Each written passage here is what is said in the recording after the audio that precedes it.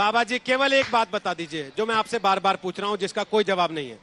ठीक है, आपने कहा इन सारे नेताओं को इसलिए कोरोना हो गया क्योंकि भगवान राम का भूमि पूजन गलत मुहूर्त में कर रहे थे। अमेरिका में कौन सा मुहूर्त उन्होंने गलत चुन लिया था जो उनको कोरोना हुआ? चीन ने कौन सा मुहूर्त गलत चुन लिया था जो उनको कोरोना हुआ? देश के 18 लाख लोगों ने कौन सा मुहूर्त गलत चुन लिया था जो उनको कोरोना हो रहा है? आपकी कांग्रेस पार्टी के जिन नेताओं को कोरोना हो रहा है, उन्होंने कौन से गलत मुहूर्त में कौन सा गलत काम कर दिया था कि उनको कोरोना हो गया? बताइए ना। रोहित सुनो, रोहित सरदाना सुनो, रोहित सरदाना सुनो।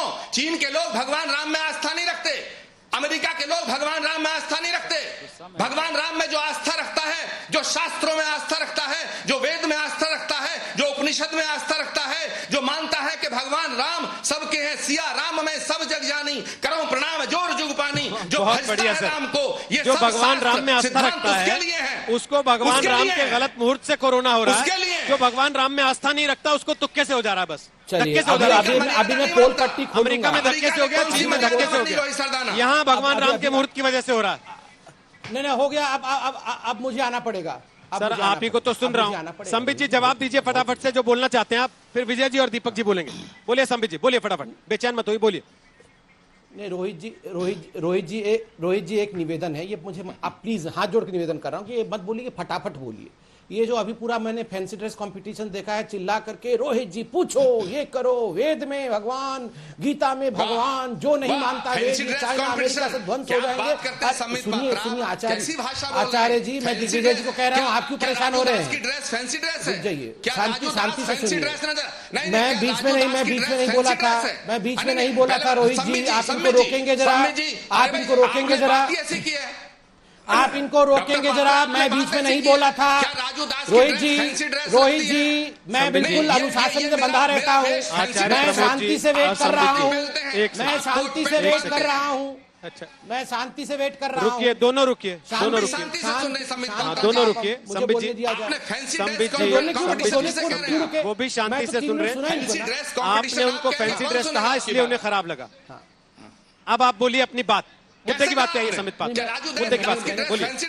मैंने कहा ये तरीका थोड़ी संबित पात्रा जी, ये संबित पात्रा जी एक तरीका नहीं है नेशनल चैनल का। मैंने कहा ये शांत रहेंगे जरा कि मैं बोल लूं पहले या नहीं बोल पाऊं। रोहित जी इस प्रकार से डिबेट खराब नहीं किया जा सकता है चिल्ला करके।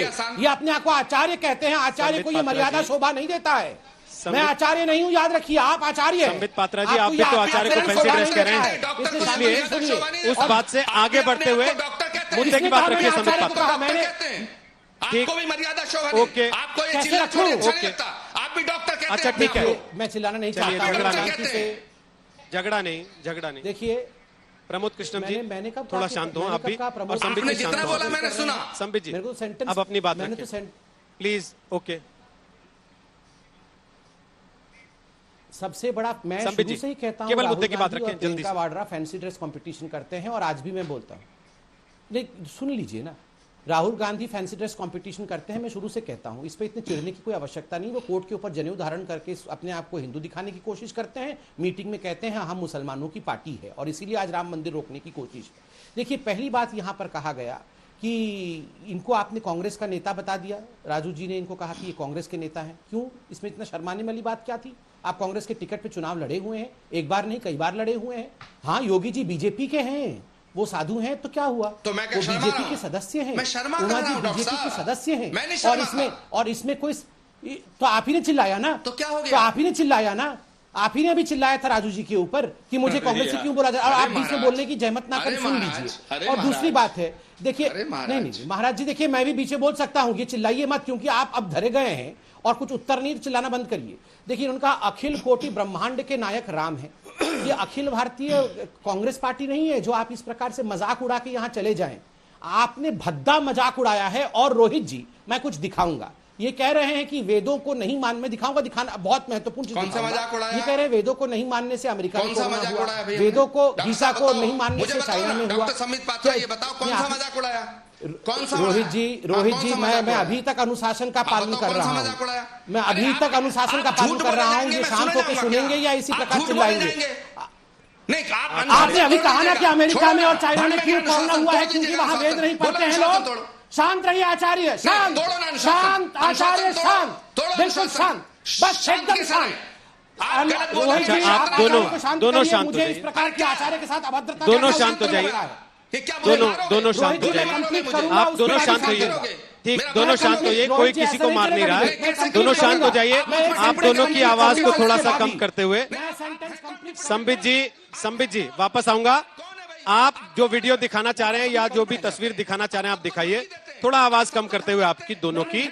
मैं जरा विजय जी से तब तक एक कमेंट लेता हूं, आप थोड़ा ठंडे होकर सुनिए। दोनों लड़िए मत, प्लीज प्लीज। हाँ संबित जी, जो भी तस्वीर, जो भी डॉक्यूमेंट या जो भी आप दिखाना चाहते हैं संबित जी, 30 सेकंड का इंतजार कर लीजिए, फिर दिखा दीजिए। तब तक वो भी शांत हो जाएं, आप भी शांत हो जाएं, पानी पीजिए। विजय जी अपनी बात कहें, दीपक जी अपनी बात कहें, उसके बाद आप दोनों के पास वापस आ जाता हूं। हो सकता है फिर आपका झगड़ा ना हो, आप दोनों एक दूसरे की बात अच्छे से सुने। थोड़ा सा सुन लीजिए एक बार। विजय शंकर जी वो कह रहे हैं कि मुहूर्त खराब है, और मुहूर्त खराब है, उसी मुहूर्त का असर है कि सारे नेताओं को कोरोना हो रहा है।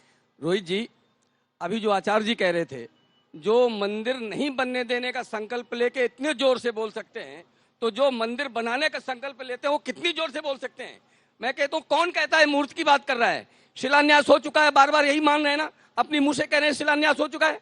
तो शिलान्यास तो एक ही बार होता है ना, शिलान्यास बार बार तो नहीं होता है। अब बताइए, बरसात के दिन चल रहे हैं, बरसात के दिन में कौन ऐसे लोग हैं जो जिन्होंने यज्ञ हवन बंद कर दिया है, पूजा बंद कर दी है? पूजा आज भी होती है, यज्ञ हवन आज भी होता है। और जब हम मकान बनाते हैं तो नींव के लिए भी पूजा करते हैं और छत के लिए भी पूजा करते हैं। तो हर बार ये काम करना पड़ेगा क्या?